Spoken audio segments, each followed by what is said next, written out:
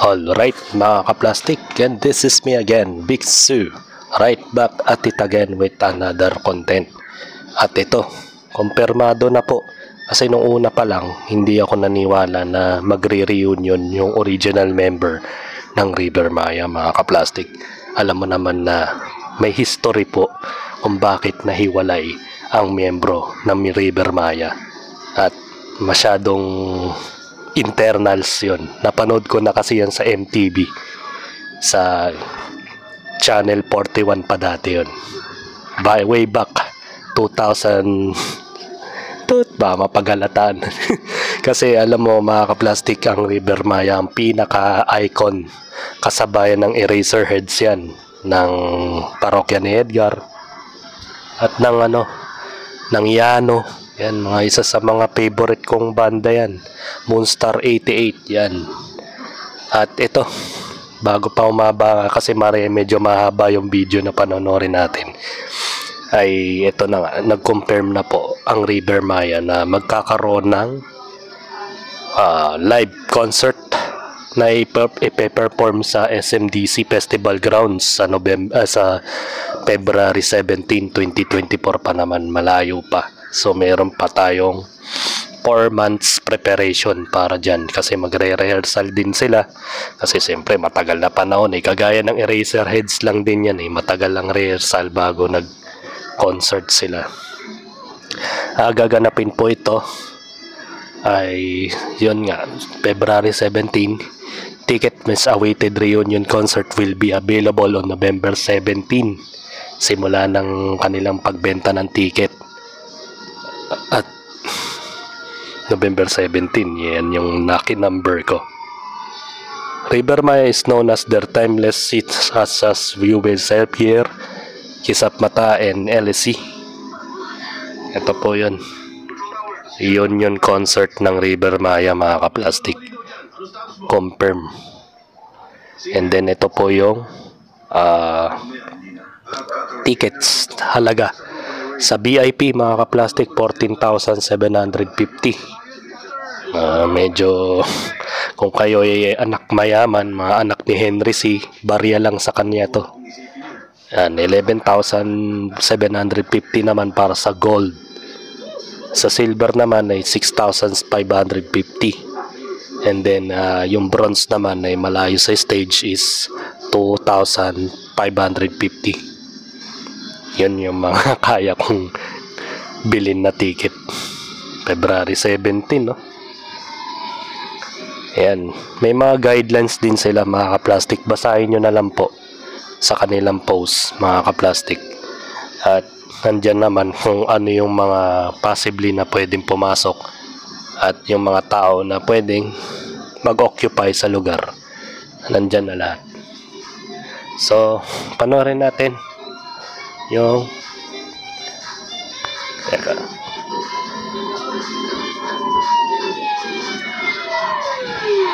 panoorin natin yung video ng history ng River Maya mga kaplastic.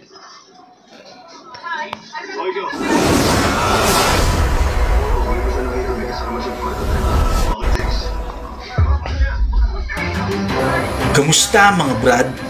Alamin natin ang dahilan kung bakit nga ba papalit-palit ang miyembro ng bandang River Maya at bakit bigla-bigla na lang umaalis ang ibang miyembro nito. Kung bago ka lang sa aking channel, huwag kalimutang i-click ang subscribe button at notification bell para updated ka sa mga kwento at trivia na gaya nito. Let's go!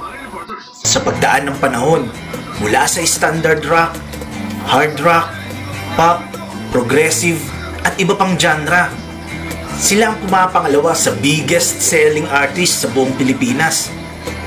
Hindi pa River Maya ang pangalan ng banda noon. Ang unang lineup ng grupo ay binubuo ni Jesse Gonzalez on vocals, Kenneth Ilagan sa gitara, Nathan Azargon sa bass guitar, Rom Velayo sa drums, at Rico Blanco sa keyboard. Ito ay minanage ni Liza Napkil at direktor na si Chito Ronyo na intensyong buuin ang grupo bilang rock show band at ang grupo ay tinawag na Saga. Hindi ko alam yun mga kaplastic na meron pa pala silang original name na ang pangalan ni Saga. At wala pa si Bambo dun sa nabanggit. Ang ito, kung nakikita nyo sa picture dyan sa likod ko, si Nathan, si Rico Blanco lang po yung kilala ko dun. Si Mark Escueta wala din dun sa bandang Saga. Ngayon ko lang nalaman na yun pala yung original member. Sa proseso ng kanilang pagsasanay, si Kenneth Ilagan na gitarista ay umalis dahil sa personal reason at pinalitan nito ni Perfecto o Perf De Castro. Umalis din si Rom Velayo sa drums sa di malamang dahilan at pinalitan na kaklase noon ni Nathan na si Mark Escueta. Ayun. Ang isa ring kababata at schoolmate ni Nathan na si Francisco Mañalak o kilala bilang si Bamboo ang naging bokalista at frontman na pumalit kay Jesse Gonzalez. Yun pala yun, no? History. Yun pala yun, no? Baga, nagkawatak-watak din pala nung araw na yun at pumalit si Mark Escueta and din si Bamboo Mañalak. Si Perf De Castro ang nagmamay-ari ng The Rehearsal Studio na kung saan dito sila nagja-jamming. Nung si Bamboo na ang naging frontman, ang pangalan na Saga ay pinalitan na nila bilang River Maya. Ang River Maya ay initially sinuggest ni Perf De Castro. Dito nila sinimulan tugtugin ang kanilang original songs nila na Ulan, 214, Awit ng Kabataan, na original na sinulat ni Rico Blanco. Okay. Usually, naisulat na niya ito before River Maya para maging... Para palang ano, no? Parokya ni Edgar. Ang nagsulat si Chito Miranda pero si Vince yung kumanta. Pero isang kanta lang naman yun. Hindi kagaya nito na si Rico Blanco nagsulat ng lyrics pero si Bamboo yung kumanta ng Kisap Mata. Diba? Demo form para sa mga prospect recording companies. Si Nathan Azarcon ang isa sa naging miyembro ng River Maya mula 1993 hanggang... Si Nathan Azarcon pala yung kababata ni Bamboo kaya pala kasama niya dun sa bago niyang bandang Bamboo. Yun pala yun. 2001. Noong November 1994, ang banda ay nag-release ng kanilang kauna-unahang album na self-titled River Maya. Okay. Kabilang dito ang unang single na Ulan na sinundan ng 214. Umani ito ng papuri dahil sa bagong tunog ng pop rock sound. Ang album na ito ay naging patok sa takilya noong 1990s. Sino ba namang makakalimot ng iconic ad-lib part ng gitara ni Perf De Castro sa 214 at Awit ng Kabataan? Pero, unfortunately, dahil sa magkaibang pananaw at panlasa ng musika, si Perf De Castro ay nagdesisyon na lumisan na rin sa grupo noong 1995 at bumuo ng sariling banda. Mula sa The Blues Trio at sa kalaunan ay pinangalan ng Axis hanggang sa huli, ito ay tinawag na Tri-Axis. Ang banda ay nagpatuloy at si Rico Blanco ay naging full-time guitarist habang ang kaibigan ni Nathan Azarcon na si J. John Valencia ay naging additional guitarist kapag may live show sila. Di ba? Nakakawatak-watak sila no? So hindi ko na rin kilala yung mga nabanggit na miyembro. Kumbaga, nakamulatan ko na lang ito nung high school days. Kasi sikat na kasi yung mga kanta niya na 214. Yan. Yung UB Self-Care. Yung Alab ng Puso. Yan. Nawala nga si Bamboo nung araw na yun pero di ko alam kung bakit hindi nag-i-stay yung mga banda. Siguro dahil na rin sa ego, di ba? Kadalasan yung mga nangyayari yan kaya umalis yung isa dahil hindi raw natipuan yung kanilang genre. Humiwala yung isa, gumawa na sariling banda. Ganito rin si Bamboo, nagsarili ng banda. At the same time, ang pinakahuli, si Rico Blanco nagsarili na rin ng banda, nag-solo artist na rin siya. Ganun kasi ang nangyayari sa banda, walang forever talaga. Pero ang pinakamatibay talaga na pinakamatibay na banda ngayon dito sa Pilipinas na ngayon, hanggang ngayon buo pa, yung parokya ni Edgar, ni Chito Miranda. Di ba? Sobrang tagal na nun, pero tingnan mo naman, sila pa rin. Naglabas ng ikalawang album ang River Maya noong 1996. Ito ang Trip at naglalaman ito ng kanilang single na Kisap Mata, Himala at Panahon na Naman.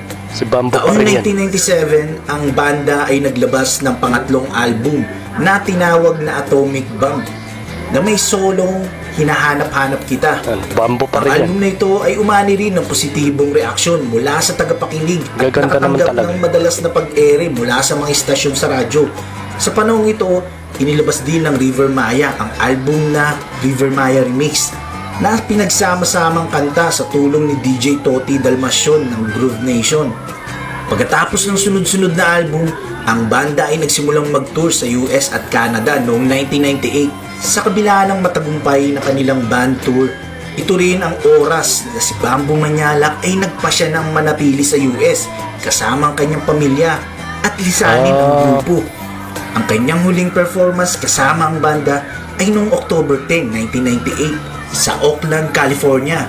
Kalaunan, binuo niya ang kanyang sariling banda Yun na nga yun. Bamboo noong Diba? 2003. Si Rico Blanco ang chief composer ng banda at yun full-time na. guitarist. Dahil sa pagkawala ni Bamboo, ang River Maya ay nag-decide na si Rico Blanco na ang gawing vocalist at nirelease ang kanilang ika-4 na album. Diba? Kahit si papano, si Rico Blanco, nag-click pa rin dyan sa River Maya. Maganda pa rin yung kanta niya eh. Diba? Yung 214, ginawa niyang 241 na nag-click din yun sa MTV. At naging sikat pa ang River Maya nung araw na yun. Mas tumaas pa yung ratings nung si Rico Blanco na po yung naging bokalista. Kaya pala nawala si Bamboo dahil sa pamilya niya. Baga na miss lang niya pala yung pamilya niya. Kaya nasa ibang bansa siya. At the same time, gumawa na rin siya ng sarili niyang banda. Kaya, yun. Parang hindi rin nagtatagal eh, no? Parang kasi, siyempre, nagsasawa rin sila eh. Siyempre, tsaka isa pa, pag solo artist ka kasi, malaki kasi ang kitaan. Kasi kung banda kayo, parang sumatotal ng kinikita ng mga banda, hati-hati. Na It's Not Easy Being Green na naglalaman ng single nilang Nervioso, Shattered Light Si Rico Blanco at na yan. Rodeo. Inilabas ng banda ang ika-5 studio album na tinawag na Free. Ito ay mapapanood sa internet ng libre pati na rin sa mga CD na ipinamamahagi nila sa kanilang mga gig. Ang album na Free ay naparangalan bilang Best Album of 2000 Diba? sa Mas NU Rock tumaas pa Awards. yung diba? Noong April 2001, lumisan na rin si Nathan Azarcon mula sa grupo upang mag-focus sa iba pang mga interes sa musika. What up? Na iniwan si Rico Blanco at Mark Escueta bilang mga natitirang membro. Dito muli nagsimula ang banda ng panibagong lineup. Si Kakoy Legaspi mula sa blues band na Mr. Crayon at si Mike Elgar mula sa Seventh Yan, si Junior Mike ang Elgar. kanilang naging gitarista. Yan, magaling na gitarista yan si Mike Elgar na ngayon hindi na masyadong nagpapakita. Siguro sa reunion concert lalabas tong taong to. Kasi napakagaling na gitarista yan mga kaplastic. Si Jap Serio naman na mula sa Daydream Cycle Yan si Jap. ang pumalit sa posisyon ni Nathan bilang Kapatid bass niya yan, guitarist. yung sa pupil. Nagsimula muli ang banda na magsulat ng mga kanta para pang-record para sa kanilang ika-6 na studio album. Ang bagong lineup ay gumawa ng unang pagtugtog sa NU Pocket Concert sa Alabang Town Center noong June 2, 2001. Buong oras ng live show ay si Rico Blanco ang kumanta. Noong August 2001, natapos na ng banda ang pag-record mula sa kanilang ika-6 na studio album na Tuloy ang Ligaya na nirelease noong October 24, 2001. At nirelease din ang mga solo kabilang ang Umaaraw, Umuulan Ganda at yan. Mag-init Ulo Baby. Ang kanilang mga music video ay nagwagi bilang favorite group video sa MTV Pilipinas Music Award Diba? noong 2002 at 2003 na Diba, mas nag-hype pa sila nung si Rico Blanco na yung naging bokalista. Diba? Kumbaga hindi naging kawalan yung mga dating miyembro nila. Mas nag-hit pa sila nung araw na yon at kalakasan pa ng mga rockista yon 2004, 2003. Maraming naging emo at maraming naging raki-rakistahan nung mga araw na yun. Hindi ba? Namin na-impluensyahan sa pagiging rockista dahil sa mga to. magkakasunod. Ang video para sa Wag Init Ulo Baby ay nanalo ng isang espesyal na parangal para sa highest jump sa parehong taon noong 2003. Noong October 22, 2003, nirelease nila ang Between the Stars and the Waves na naglalaman ng kantang I Love to Share, Balisong, Sunday Driving, Table for Two, 2 for 1, at Atak. Lupit. Na-nominate ang bandang River Maya sa MTV Asia Awards 2004 para sa Favorite Artist Philippines. Mas nag-hype. Ngunit ang nanalo noon ay ang parokya ni Edgar. Diba? Noong kalagitnaan ng 2004, umalis ang gitarista nilang si Kakoy Legaspi sa hindi ring matukoy na dahilan. Kaya ang banda ay naging 4 na lang uli ang miyembro. Noong February 5, 2005, ang banda ay nanalo ng Favorite Artist Philippines sa MTV Asia Awards 2005. Meron silang kanta na ginamit bilang athletes anthem noong Southeast Asian Games. Ito ang kanta nilang Posible. Ganun din ang kanta. Yeah, kahit yung Alab ng Puso, ginamit din yan. Kasi nga maganda kasi siyang gawin ng team song sa mga atleta. Yeah, tayo mga Pilipino, mahilig tayo sa mga ganong klaseng kanta na ngayon hindi na natin nakikita sa mga bagong banda. Diba? Puro mga love eme-eme na eh. Noon, ang titindi ng mga kantahan noon po siya. Ewan ko ba? Nilang You'll Be Safe Here na original na nilikha bilang tema para sa ABS-CBN TV series na Spirits na nirelease bilang isang EP o extended play ng Warner Music Philippines. Itong kantang to ay napili rin sa MTV Asia para i-perform sa 2006 Asia Awards. Inintroduce ni Kelly Rowland ang Destiny's Child ang grupong River Maya at sila ay binakapan ng Thailand's Royal Symphony Orchestra nung nag-live show sila. Naging hype. Ito ang kauna-unahang pagkakataon na inanyayahan ng isang banda na Pilipino na gumanap sa ganung event. Ang River Maya ay sunod-sunod ang mga naging tour sa Asia, kabilang ang Pattaya Music Fest ng Thailand noong 2008 at 2009, pati na rin ang Singapore's Mosaic Festival na pinapatakbo ng The Esplanade at ang Bangkok's Fat Fest, pati na rin sa Indonesia's MTV Staying Alive show. Mas genius pa nga gumawa ng kanta si Rico Blanco kumpara kay Bambo. Si Bambo kasi hindi ganun kaano yung kanyang compose ng mga lyrics. Kaya nga mas sumikat ang River Maya nung si Rico Blanco na naging Kaya nga nung nawala si Rico Blanco sa River Maya, ang daming nadismaya eh. Ang pinalit si Jason Fernandez. Wala na, no? Kaya nawala si Jason Fernandez sa River Maya kasi nga wala na eh. Parang hindi na talaga para sa kanila yung bandang yun. Baga nag-solo si Jason Fernandez, alam ko eh. Sa Pilipinas, ang album ng River Maya Greatest Hits 2006 sa Viva Records ay sinundan ng isa pang album na dinedicate sa mga bayani. Ito ang Isang Ugat, Isang Dugo. Gayun din sa panahong yun, ang River Maya ay binansagan din bilang banda ng bayan na kung saan isang bansag rin sa parokya ni Edgar. Noong May 24, 2007, opisyal na inihayag ni Rico Blanco ang kanyang pag-alis mula sa banda. Ang kanyang huling performance sa banda ay noong May 4, 2007 sa Metro Bar.